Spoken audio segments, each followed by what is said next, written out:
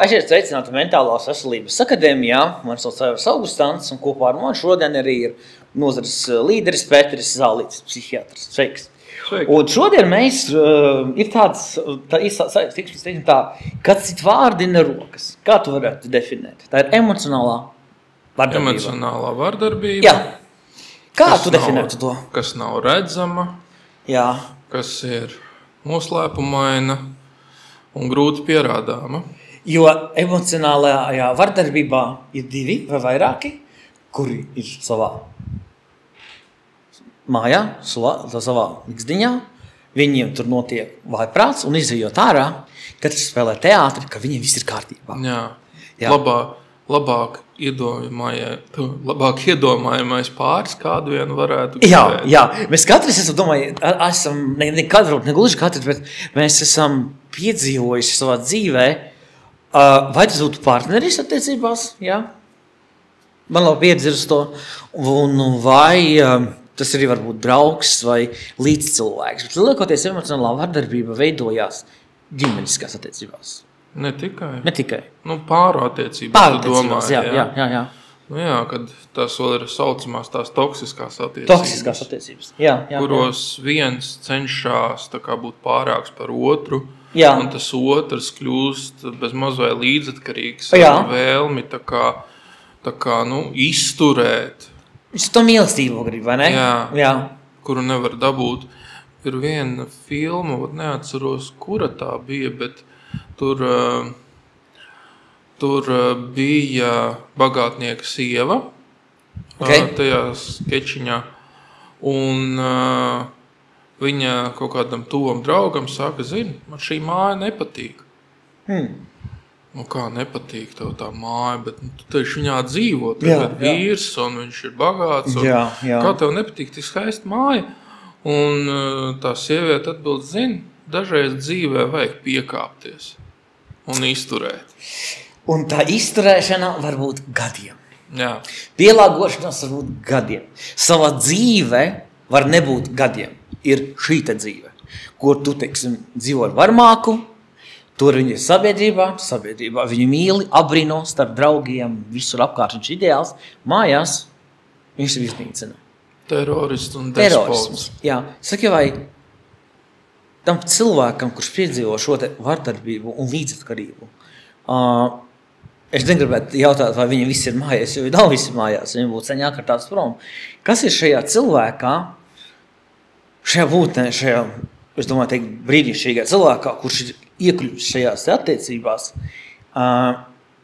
vai viņi pietur nauda, emocionālā kaut kādā vara vai kas, vai tā ir tāda izteikta, spilgta līdzatkarība, jo, būsim godīgi, ar emocionālām varmākām dzīvot, zinu piemērus no dzīves, pats esmu piedzīvojis, ka tur ir tā mīlestības pieprasīšana, lūkšana, pat ja tevi sit, tu gribi to mīlestību, tas nozīmē, ka emocionāli vājš cilvēks, kurš grib šo te iedomātā pasauli, kuram tas varmākā dod, un viņš iztur, viņš dzīvo. Kas viņā ir tas, ka klikšķis var notikt pēc gadiem, pēc daudziem gadiem, klikšķis var nenotikt vispār, bet ir ģimenes cilvēki, kurš nodzīvo viens ar otru šādi visu dzīvi, un es gribētu teikt, mirstot viens kliedz. Es gribētu dzīvot kaut vienu dienu. Bet varmākai šķiet, ka viņš ir ideāls. Viņš ir dieva radīts tāds. Jā. Viņam tēls ir fantastisks. Psihopātiski, narcistisks. Psihopātiski, narcistisks. Jā, kā jau iepriekšējā runājām. Jā. Okay, un ja mēs runājam par šo te līdzcilvēku, tad ir tāds termins kā līdzatkarīga personība. Jā. Un tā būtībā rodas audzinot. Tā ir savā ziņā tāda sērga no padomju laikiem. Arī no 90. Tad, kad informācijas nebija par to, kas tas ir un kas notika, kad vēl attīstījās tikai psihoterapija Latvijā. Un būtībā tas ir pirmām kārtām izpaudies ar to, ka par visām varītēm ir jāizdabā vecākiem, kas atnāk mājās, un šis cilvēks, tas veidojas kā līdzatkarīgs, viņš tā kā grib izpatikt un darīt visu iespējamo, lai šie vecāki būtu priecīgi. Bet kurš šajā gadījumā ir normāka? Vecāki? Es domāju, ka par līdzatkarīgo personību, kā viņa veidojās, kas pēc tam varētu tā kā būt tā kā attīstība šīm te toksiskām attiecībām. Viņš pārāk par šo varmāku. Jo bērns vai pusaudzis varbūt ne, bet ja nu vienīgi tur ir neveselīga separācija, tad būtībā šie vecāki, es teiktu, arī var būt savā ziņā despotiski un stingri. Un tas bērns tā kā manto to. Tas bērns paliek devalvēts.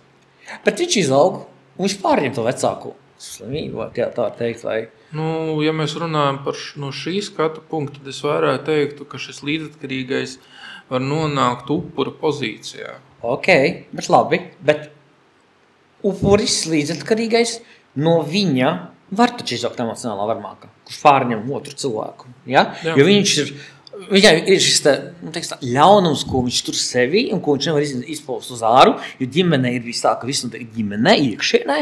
Ja? Viņš ir audzis, paņēmis, vecāki to nofiltrējuši, ja? Jo vecāki uzdisēja tāpat, un viņš izaug, es vai tu, piemēram, ja? Un mēs kļūstam par šo te piemēru, modeli.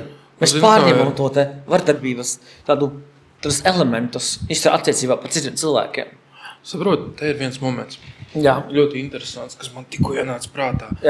Cilvēks jau pārņem tiešām izturēšanās modeļus, kā šo... Manto, tas ir īstais vārds. Manto, un tāpat laikā, kāpēc viņš manto neko nemaina? Tāpēc, ka viņam nav cita piemēra. Dzīvošana kastē? Vainas? Bez mazvai. Bet tā ģimene ir tik noslēgta, jo visi citi ir slikti. Un tad loģiski, ka tas bērns, jaunietis, redzot šo te piemēru, kas nav gluži piemērs, protams, bet viņš tas ir tas standarta. Ļoti daudzās ģimenēs ir vai nu mēs mantojam alkoholismu kā vai nu mēs mantojam kaut kādas emocijas, pārdzīvojumus, ko mēs pārslēdzam pat īsti sākumā nemanot. Mēs viņu pārslēdzam par to, ko mēs vairāk mīlam lēnītē. Un tā mēs augam. Tas ir tas mantojums, ko gribēju teikt. Jo vāte ir bijis despots, vai tevs emocionāli varmāka. Es viennozīmīgi, ja ir viens bērns var to nepārņemt, viņš pretoties, otrs var pārņemt, izmanto kā ieroci, jo tā ir bijis ģimenē. Un bērnam ir tas stāvoklis, ko mēs esam kaut kad minējuši arī iepriekšējos raidījumos. Patīk riebji. Patīk riebji. Tas nozīmē, ka viņi cenšas kaut kā? Tas līdzcilvēks, līdzatkarīgais. Viņam riebji. Labi. Kā vispār, no teorijas, nedaudz kas vispār ir emocionālā vardarbība? Kas vispār ir emocionālā vardarbība? Vārdi, attieksme. Uzvedība. Agresija, impulsivitāte caur vārdiem. Noslēgtība. Tā var būt. Tā ir emocionālā šantāža. Teiksim, kad ir silent treatment. Jāskat. Emocionālā vardarbībā, kas viņa tāda vispār ir, es gribētu teikt, ka tas ir akls dzīvesveids, akla dzīve, ko... Ne tikai akla. Šie līdzatkarīgie, viņi jau pēc definīcijas ir ar vēlmi tam varmākam palīdzēt, lai viņam būtu labi, lai viņš būtu priecīgs, lai izbēgtu no šīs te agresijas no viņa puses. Bet agresija nav fiziskā. Bet šis te, atgriežoties pēc kas vispār ir emocionāla vardarbība, tā ir klusās, bez piesaistas fiziskās ciešanas, tā varētu teikt. Labi. Tas bez mazvē ir tā kā tā kā tie vecāki, kas aiziet ar bērnu uz kādu pasākumu, un tas bērns kaut ko izdara ne tā, un tas vecāks neko nesaka viņam. Un tad, kad aiziet mājās, tad dabūn pa kaklu ar visām slēgtais, klusais emocijām. Jā, ok. Vai emocionālā vardarbība ir tikpat nopietna kā fiziskā? Man liekas, tā bieži vien ir pat ļaunāk nekā fiziskā. Jā, es tad piekrītu, jo tas ir tā kā justies sprostā savās 4 sienās. Ja sevišķi ir vienistabas dzīvoklis, tad tu nekur nevar aizbēgt. Vanas izglīt. Jā. Bet pieņemsim, es varu no savas pieredzes var pateikt, es minēšu bieži savu pieredzi, ka man būtu vairāk paticis, es būtu vairāk saņems pamuti fiziski, nekā tas, kas man bija emocionāli. Tā kā, es arī uzskatu, ka emocionālā vardarbība, manuprāt, ir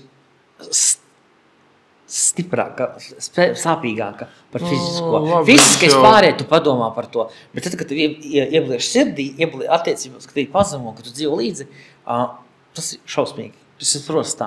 Tad, kad tu iedod pa muti, tu aizēji nomazgā savu seju, dzīvo tālāk, tu sāp labi, bet tu teicam pāri. Bet tas emocionālais, man liekas, viņa nopietnāka fizisko. Kā tu teiktu? Teiksim, no savas pieredzes, teiksim, pacientu pieredzes. Neko neminot konkrēti, jā. Saprot, bieži vien, man liekas, ļoti daudz gadījumu ir tādi, kur šī emocionālā vardarbība iet kopā ar fizisku ietekmēšanu. Kaut kur bet arī nevienmēr. Jo kad es biju šajās, kad es biju kopā ar emocionālu varmāku, kur arī daļa bija man vainas, man nemauca pamuti. Man citādi vārdi, man silent treatment. Tas ir silent treatment. Ar klusēšanu. Par to mēs varam runāt šodien, nevis par fizisko. Jā, bet viņi ir nopietnāka kā fiziskā. Tā, teiksim, īsumā. Vai emocionālā vardarbība ir nopietnāka kā fiziskā?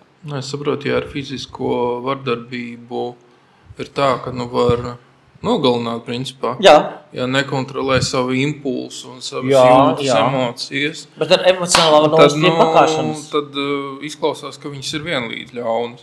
Vienlīdz ļaunas, teikt tā, Jo, bet emocionālā vardarbībā arī mani varētu novērst pie kā? Pie pašnāvības. Pie pašnāvības. Tad tu vērtētu līdzvērtīgi, Es vērtētu līdzvērtīgi. Okay. Jo vienā momentā tevi kāds var nogalināt, kas ir fiziskajā tieši un šajā te verbālajā. Ok. Pēteri, kāds ir emocionālās varmākas portrets? Ļoti interesanti. Portrets, kāds zīmēt. Vai tu redzi mani emocionālo varmāku, piemēram, kā tu atpazīstams? Kas ir šis te portrets? Jo viņš ir skaists. Un tas viennozīmīgi, viņš ir skaists. Tev viņš vilina, Ko? Tev viņš vilina. Vilina, Kas tev viņā vilina? Tu iemīlies, un saproti, ka tu esi sprostā, bet tu gribi katrs profils ir savādāks. Bet man ir varmākas profils, es nezināšu, ka tu tādu atpazīs. Kas ir tavs kā speciālista viedoklis, kas ir emocionālās varmākas profils? Dzīvē viņš ir katram mums savādāks, arī mūsu draugam Rolandam, kas redz, kad viņš ir divkosīgs. Divkosīgs, jā. Kā mēs sākumā jau runājam, vienam rāda vienu seju, otram rāda otru. Bet viņa portrets ir tāds... vienā vārdā apstrādāts. Viņš ir apstrādājis. Viņš spēja nokontrolēt savas dusmas, kad to vajag. Jā. Viņš tāpat laikā...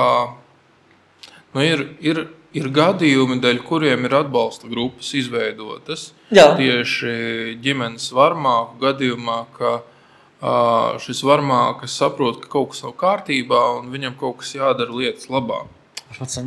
Jā, un ir bijusi, man liekas, kampaņa pirms gada, šķiet, kur speciāli tika aicināti šeit varmākas, lai risinātu šo jautājumu.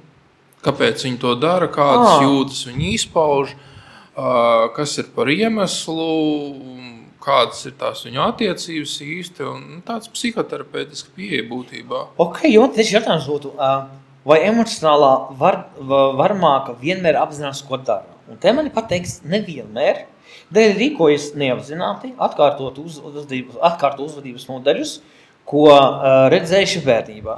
Citi gan ļoti labi zina, kādus taustiņus spiest.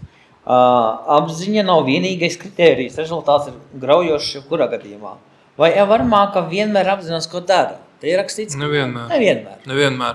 Jo tas ir salīdzināms, piemēram, ar izmainītu reibumu, kas ir alkoholu lietojot, kad cilvēks paliek vardarbīgs. Ne tikai verbāli, bet arī fiziski. Un tad, kad viņam tas pāriet, viņš pēkšņi saprot, ka viņš sadarījis ļoti lielu ļaunumu. Tāpēc pastāv tāda lieta kā Minnesotas programma, kur cilvēkam jūtu aplī ļauj ieraudzīt un korģēt viņa jūtas. Jā, es esmu bijis Minnesotas programmā. Es ļoti labi zinos, kas tas. Tur tu mācās, tas ir atkarīgais, kuram ir jāmācās šis te atpazīt, saprast, novērtēt. Bet ir vēl tā sabiedrības daļa, kas nav atkarīgais.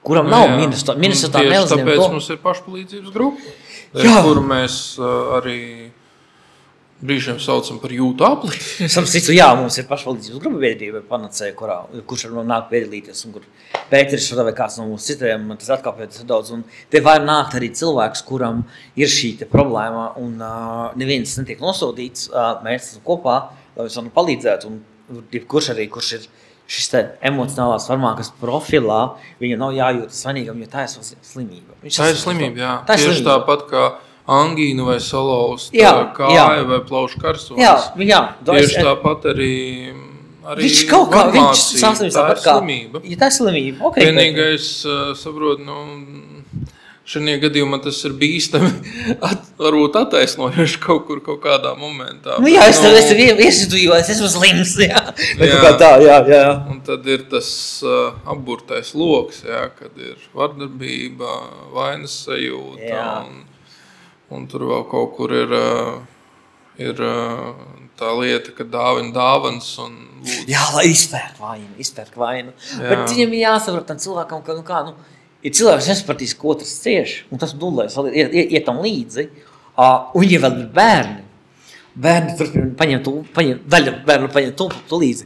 Nākamā paudze vēl paņem tu līdzi. Un paudzēs var iet šis emocionālā, varmāk iet paudzēs. Tāda un bērni mēģina salabināt savus. Jā.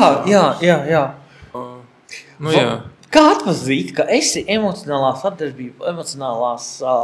vardarbīgās attiecībās? Mēs jau pēc tā pieskarāmies. Tu tiec devalvēts, noniecināts tavas jūtas, noniecināts kā personība. Labi.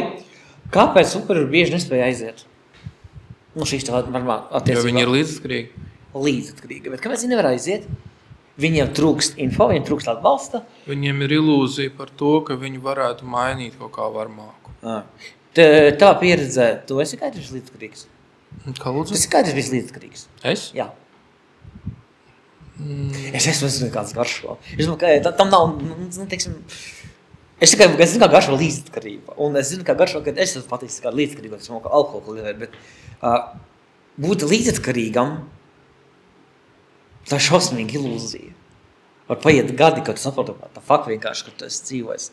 Vai ar partneri, vai ar draugu, vienalga, jo kāpēc ir grūti aiziet?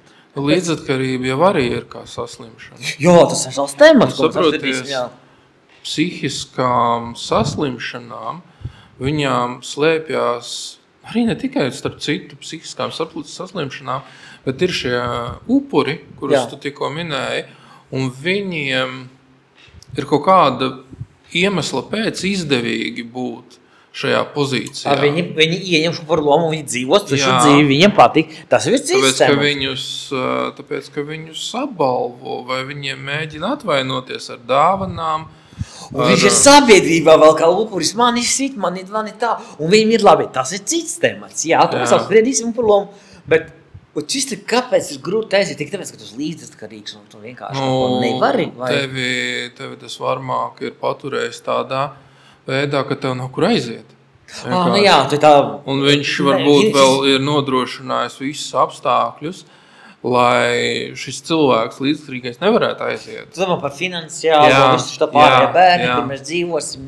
Ok, labi. Dzīvība pēc vardarbības. Vai iespējams atgūties pēc emocionālās vardarbības? Vai iespējams atgūties? Un ko teiktu, kā? Jo man liekas, ka tas, ka cilvēks, kurš emocionālajās attiecībās dzīvos, viņam ir depresija viennozīmīgi. Kā domā? Vai iespējams atgūties?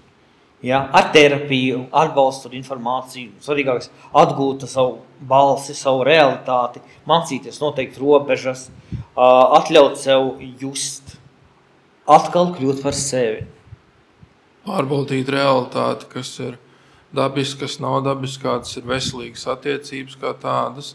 Tas ir psihoterapeitisks process, kas var ilgt 2 gadus. Vai pat ilgāk? Pat ilgāk, jā. Es zinu gadījumu, ka 12 gadus ir terapijā cilvēks. Jā. Tas ir rekords, ko es esmu dzirdējis līdz šim. Jā? Jā, es zināju 7 gadus vai 10. Nē, es 12 gadus.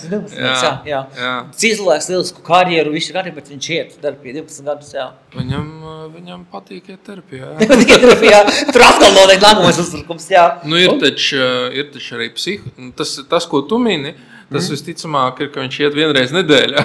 Bet ir taču vēl psihoanalīzes pieeja, kur iet 5 reizes nedēļā. Tas man liekas, tur terapija vai citu, man liekas, tur ir klīniku.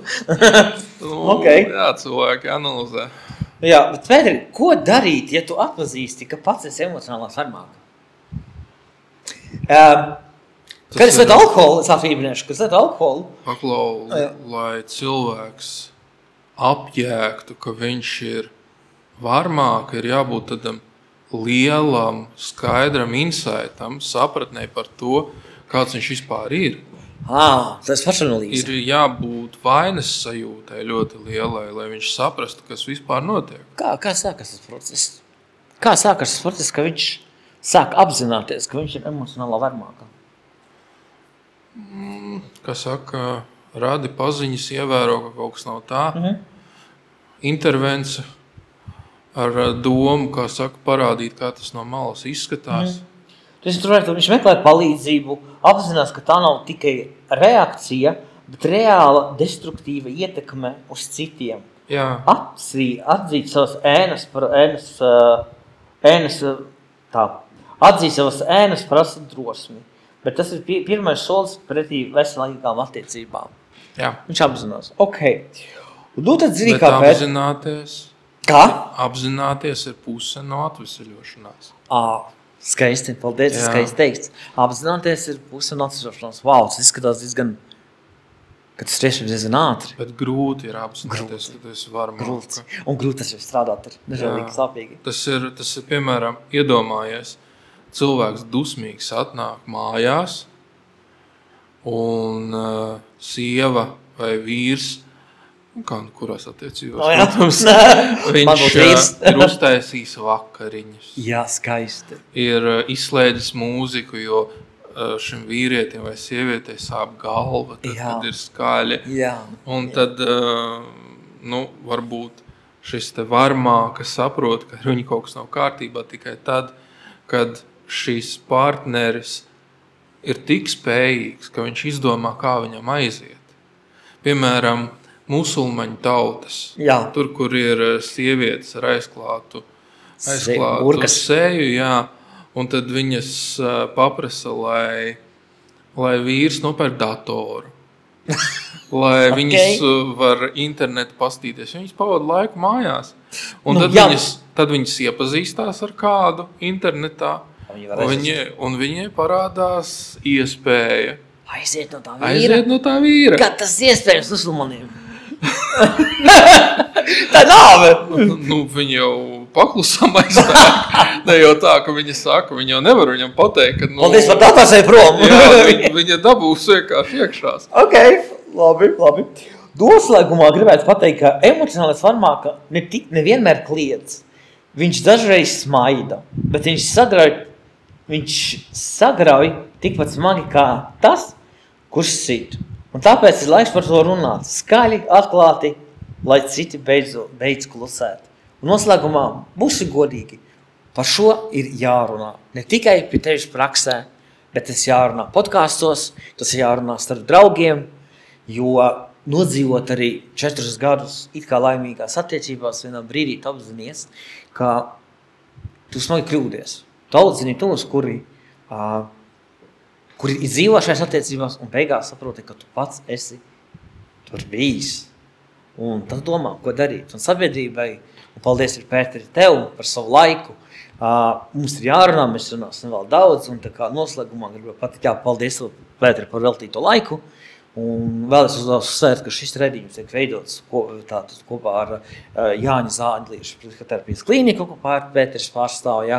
Un biedrību psihohīdienas klubs Panacei, kur es aktīvi darbojos, kur Pēteris iesaistīts.